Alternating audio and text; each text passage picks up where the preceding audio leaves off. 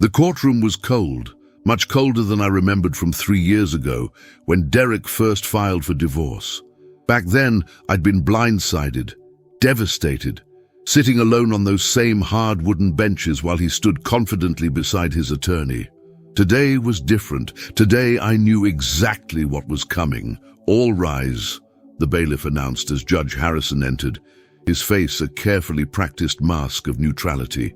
I smoothed my navy pencil skirt and adjusted my cream blouse, grateful I'd chosen an outfit that made me look composed, professional. Across the aisle, Derek's new wife, Vanessa, glared at me, her diamond-encrusted wedding band catching the fluorescent lighting as she gripped his arm possessively. The ring that should have been mine, or rather, the ring that was upgraded substantially once I was out of the picture. Case number 47293, Winters v. Winters, financial settlement hearing, the clerk announced. For 15 years, I had been Mrs. Catherine Winters. I'd supported Derek through medical school, working 2 jobs while completing my own degree at night. I'd postponed having children because the timing wasn't right for his career. I'd relocated 3 times for his residency and fellowships. And when he finally became chief of cardiology at Boston Memorial, earning a salary that finally allowed us to breathe financially, he decided I was no longer the wife he needed. "Your Honor," Derek's attorney began, "my client has already been more than generous in the preliminary agreements.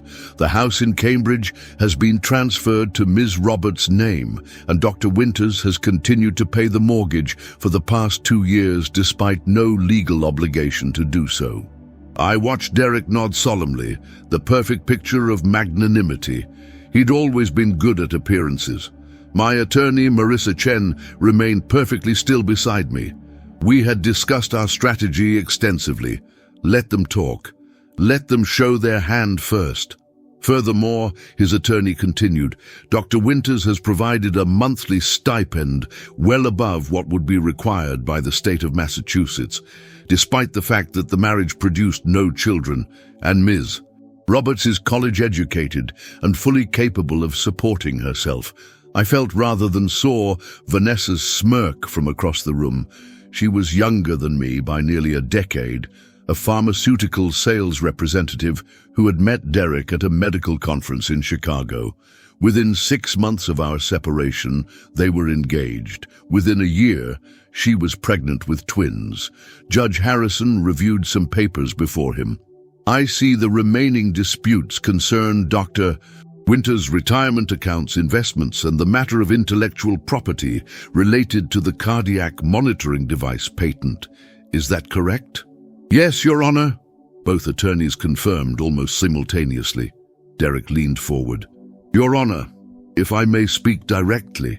His voice carried that practiced warmth he used with patience, the tone that had made me fall in love with him years ago. The judge nodded. Catherine and I shared many good years together, and I have nothing but respect for her. However, the patent in question was developed entirely during my fellowship at Mayo Clinic, before we were even engaged. The company that eventually purchased and developed it has nothing to do with her. As for the retirement accounts, I've already offered a fair division based on the years we were together. I kept my face neutral, though my heart pounded. Derek was lying, and he knew it. I'd spent countless nights editing his research papers, helping him prepare presentations, even assisting with the initial design sketches for that cardiac monitor. My background in biomedical engineering had been instrumental, though he'd conveniently forgotten that part. Your Honor, Vanessa suddenly interjected, standing up without being acknowledged. I feel I need to speak. Her attorney looked alarmed, but she continued before anyone could stop her. This woman has been bleeding my husband dry for years. She always wanted the money, she spat, pointing an accusatory finger at me. That's all she ever cared about. Derek was just a meal ticket for her. She didn't support his career. She was using him as an investment. Mrs. Winters, please sit down, Judge Harrison warned, his tone sharp. But Vanessa was on a roll. She didn't even want children with him. Now she wants half of everything he's built.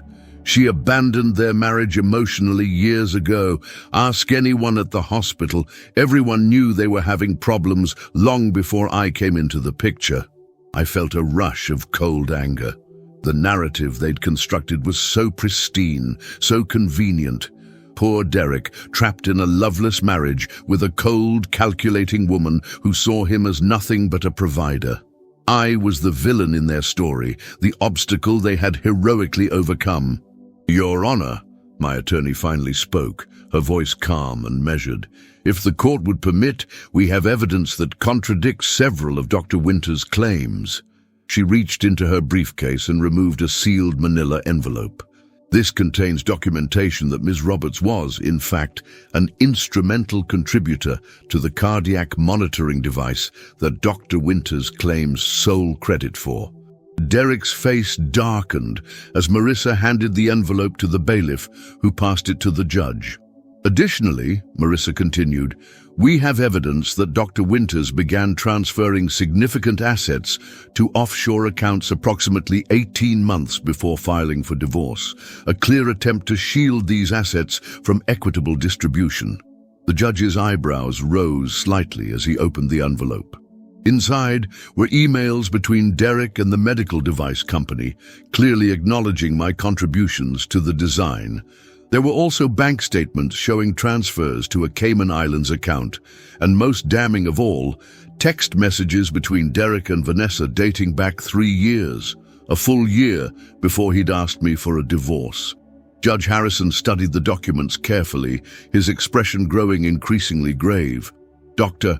Winters," he finally said, looking up from the papers, "would you care to explain these discrepancies?" Derek's confident facade crumbled slightly. "Your Honor, those emails are being taken out of context. Catherine occasionally proofread my correspondence, but she was not involved in the actual development. That's not what the patent application indicates," Judge Harrison interrupted, holding up a document from the envelope. "Your initial filing with the USPTO clearly lists Catherine Roberts Winters as a co-inventor. This was later amended, but the original application remains part of the public record." The color drained from Derek's face. I could see his attorney whispering urgently in his ear, but Derek seemed frozen, his carefully constructed narrative collapsing around him. Vanessa looked confused, then angry. She tugged at Derek's sleeve. "Well, what is he talking about? You told me she had nothing to do with your work." Judge Harrison cleared his throat. "I've seen enough. In light of this evidence, I'm prepared to rule on the financial aspects of this divorce." He shuffled through more papers. "The court finds that Dr. Winters has not been forthcoming about either his financial assets or the intellectual property in question." He looked directly at me for the first time. "Ms. Roberts, as co-inventor of the cardiac monitoring device, you are entitled to half of all royalties and proceeds from that patent, retroactive to the date of the first payment. Furthermore, due to Dr. Winters' attempts to conceal assets, the court awards you 60% of all retirement accounts and investment portfolios established during your marriage." The judge then handed a document to the bailiff, who brought it to me. "This includes the specific accounts listed herein, which total approximately $4.2 million. I heard Vanessa gasp. Derek sat motionless, stunned into silence. "She planned this all along," Vanessa finally whispered, but loud enough for everyone to hear. "She set him up. She's been planning this for years." Judge Harrison turned his attention to her. "Mrs. Winters, I would advise you to remain silent unless you wish to be held in contempt of court." Vanessa sank back into her seat, her face twisted with fury. The reality was setting in.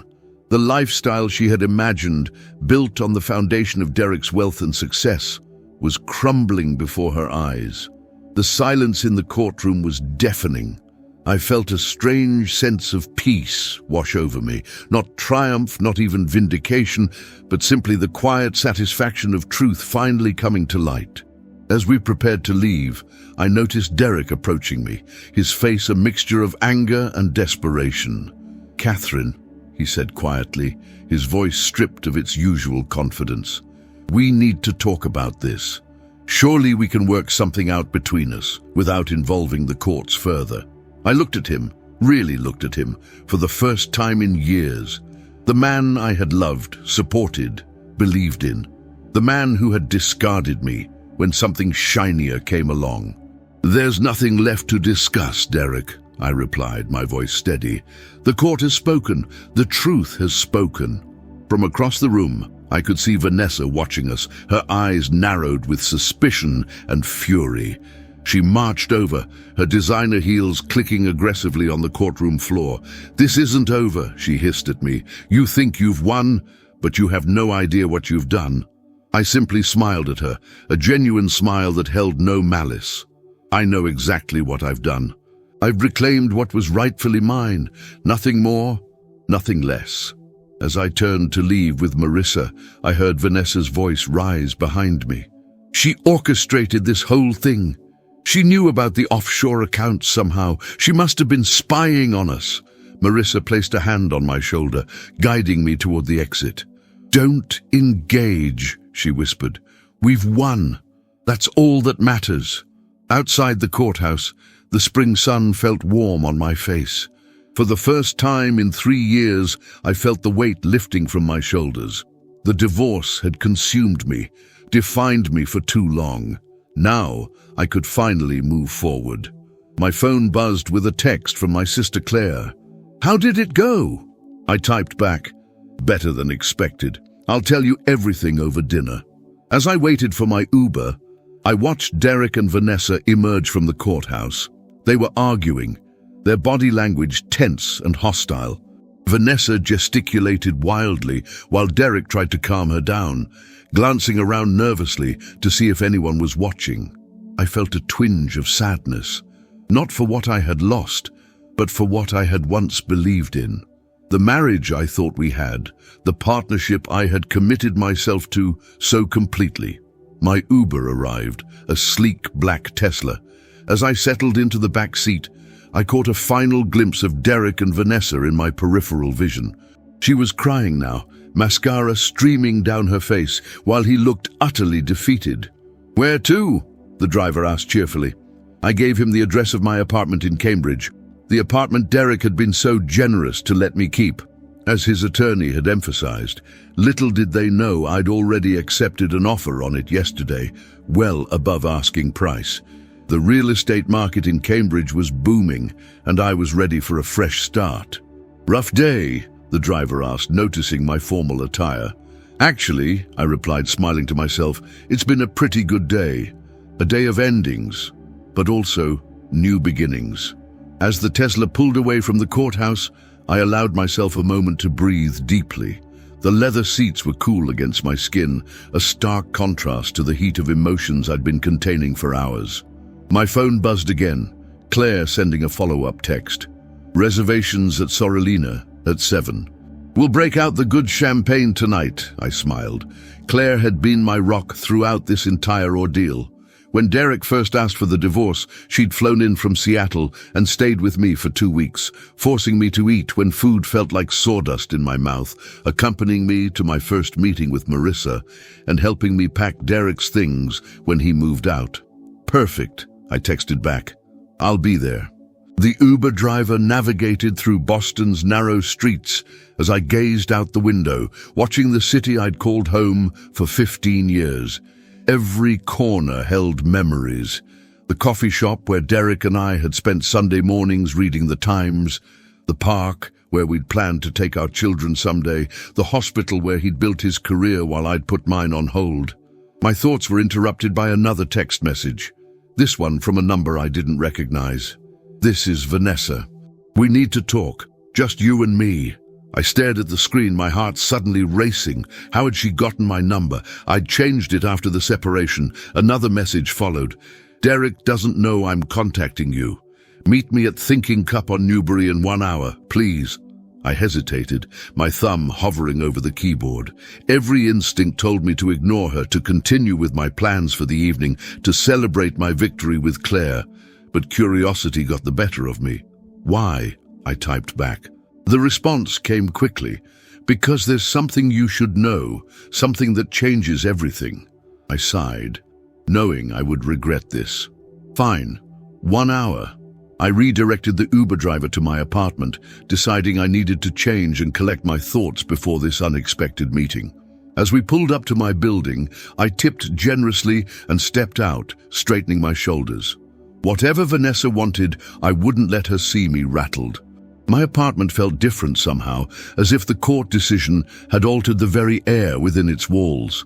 I changed into jeans and a simple blouse, wanting to shed the formality of the courtroom. As I applied fresh lipstick, I studied my reflection. The woman looking back at me had changed too, harder around the edges perhaps, but stronger, wiser. 45 minutes later, I walked into the thinking cup, the aroma of fresh coffee enveloping me. Vanessa was already there, seated in a corner booth, her designer sunglasses perched on top of her head despite the dim lighting. She'd changed too, wearing casual clothes that still probably cost more than my entire outfit. "Catherine," she acknowledged as I slid into the seat across from her. Her tone lacked the venom from the courtroom. "Vanessa," I replied evenly. "What's this about?" She took a sip of her latte before answering. "I need to know how you found out about the accounts." "About everything," I raised an eyebrow. "That's why you asked me here to interrogate me?" "No," she said quickly. I need to understand. Derek swore to me that you couldn't possibly know. He said you weren't involved in his finances, that you were disinterested." I couldn't help but laugh, a short, bitter sound. "Is that what he told you? That I was disinterested in our life together?" She nodded, looking genuinely confused. "He said you were focused on your own career, that you two had grown apart years ago, that the divorce was practically mutual." "And you believed him," I stated, not a question. Vanessa shifted uncomfortably. "Why wouldn't I? He's my husband. He's always been honest with me." The irony of her statement hung in the air between us. I sighed, deciding there was no point in antagonizing her further. Derek had clearly woven a complex web of lies, and she was caught in it as surely as I had been. "Vanessa, I don't know what you want from me. The court has made its decision. It's over." Her perfectly manicured hands gripped her coffee cup tightly. "It's not that simple," she said, her voice suddenly smaller. "There's more complications." "What kind of complications?" She hesitated, then reached into her designer handbag and pulled out a manila envelope similar to the one my attorney had presented in court. She placed it on the table between us, but kept her hand on top of it. "Before I show you this, I need to know something.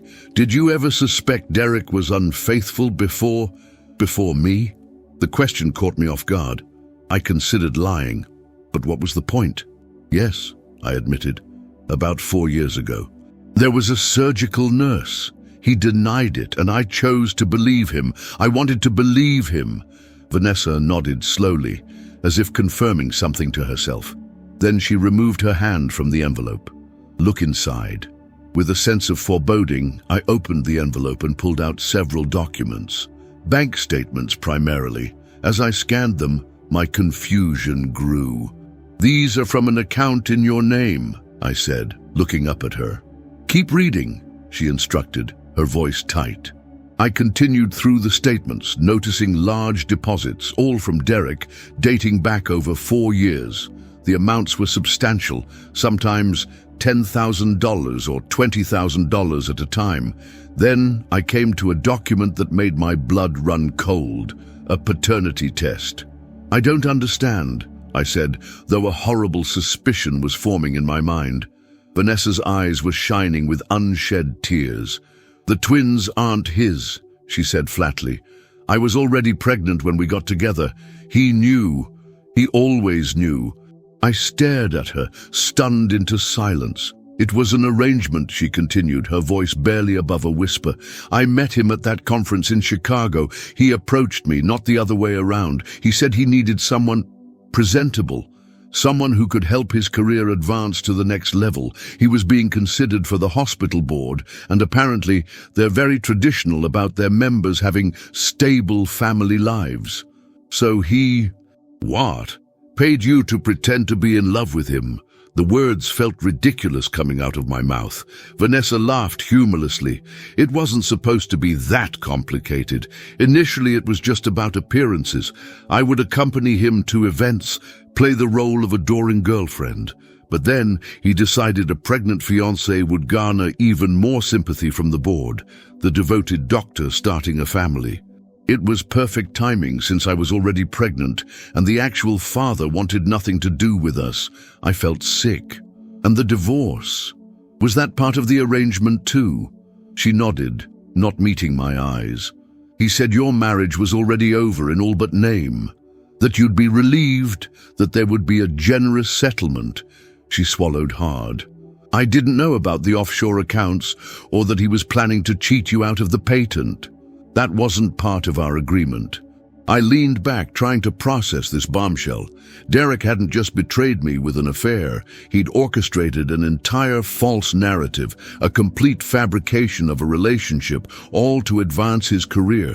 The depth of his deception was staggering. "Why are you telling me this now?" I asked finally. Vanessa's composure cracked slightly. "Because after what happened in court today, he's different. Angry, scared. He's talking about contesting the judge's decision, hiring new lawyers, dragging this out for years." She looked at me directly. "And he's saying things about you, that you manipulated the evidence, that you're unstable, dangerous even." I felt a chill run through me. Derek had always been calculating, but this level of vindictiveness was new. "And you're worried about what else he might do," I concluded. Vanessa nodded. "The twins are due in 2 months. I can't afford a lengthy legal battle, emotionally or financially, especially not if—" She trailed off. "Especially not if he decides your arrangement is no longer beneficial to him." I finished for her. "Yes." She brushed away a tear that had escaped. "I know you have no reason to help me. I've been horrible to you, but I'm scared, Catherine." I sat in silence, absorbing everything. Part of me wanted to walk away, to let Vanessa deal with the consequences of her choices. But another part, the part that had loved Derek enough to see past his flaws for 15 years, knew exactly what he was capable of when cornered. "What do you want from me?" I asked finally. "Your silence, for now," she replied. "If Derek finds out I showed you these documents, I don't know what he'll do, but also—" She hesitated. "Also your advice. You survived being married to him for 15 years. A bitter laugh escaped me. Clearly not well enough. "But you got out," she insisted. "You won. He didn't break you." I considered her words. Had I won? The court victory felt hollow now, knowing the extent of Derek's machinations. "Here's my advice," I said finally. "Document everything. Every conversation, every text, every unusual behavior. Keep copies of all financial records, and find your own attorney. Not one, Derek chooses." Vanessa nodded, taking mental notes. "What about today's court decision? The money? The patent rights?" I shrugged. "Take what's legally yours. Let him contest it if he wants to waste more money on legal fees." I paused, then added, "And make sure you have somewhere safe to go if things escalate." "I do," she confirmed. "My sister's place in Providence." "There's one more thing," Vanessa said, reaching into her bag again. She pulled out a small USB drive.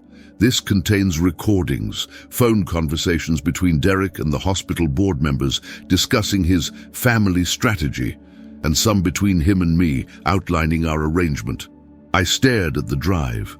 "That might not be admissible in court." "I know, but it's insurance. If he tries to paint either of us as crazy or vindictive, this is proof of what really happened."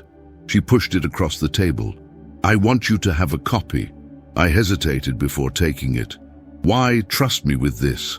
Vanessa's eyes met mine, surprisingly clear. "Because you deserved better. We both did." In that moment, I felt an unexpected connection with the woman who had replaced me. We had both been pawns in Derek's elaborate game. "What will you do now?" I asked. "Wait for the twins to be born, then reassess." She gave a small, sad smile. "I need a new plan now." "And you?" she asked. "What's next for Catherine Roberts?" "I've accepted a position at MIT, I said. the words feeling more real as I spoke them. Teaching biomedical engineering and consulting for a medical device startup.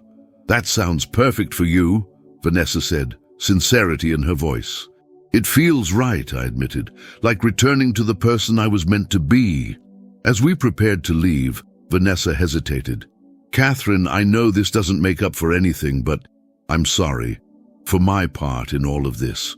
I studied her face, seeing genuine regret. We were both deceived in different ways, but by the same person. Outside, the spring afternoon was fading into evening, Boston taking on that golden quality of late-day sunlight. Will you be all right? I asked, surprising myself with my concern. Vanessa nodded, her hand moving to her pregnant belly. I'm stronger than he thinks. She managed a small smile. Good luck, Catherine. You too, Vanessa. As I watched her walk away, I felt a complex mixture of emotions, anger at Derek's manipulation, sympathy for Vanessa, and underneath it all, a growing sense of liberation. The truth had finally set me free. At Sorrelina, Claire was waiting with champagne already chilling. Her face lit up when she saw me. There she is, the conquering hero. She hugged me warmly. I've been dying to hear everything. Did he cry? Please tell me he cried. I laughed. Not quite.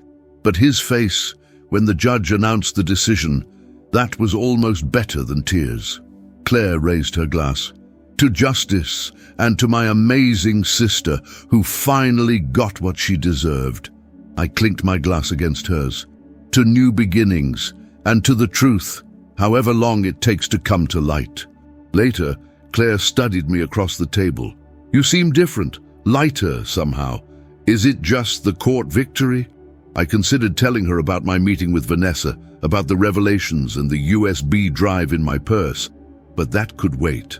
Let's just say I've finally put the past behind me, I replied, smiling genuinely for what felt like the first time in years, and I'm ready for whatever comes next. As we stepped out into the cool night air, I felt a sense of peace. The journey had been painful, the betrayal deep, but I had survived, more than survived. I had reclaimed myself. Tomorrow would bring new challenges, meetings with Marissa, decisions about Vanessa's evidence, preparations for MIT. But tonight, walking through the city that had witnessed both my heartbreak and redemption, I was simply Catherine Roberts, no longer defined by my marriage or divorce, but by my own strength. Claire squeezed my arm. Penny, for your thoughts? I smiled at my sister, grateful for her support. I was just thinking that sometimes life takes unexpected turns, and sometimes those turns lead us exactly where we need to be. For 15 years, I had been Mrs. Catherine Winters, defined by my relationship to a man who had never truly seen me. Now I was simply Catherine Roberts again, professor, engineer, survivor. And for the first time in a very long time, that felt exactly right.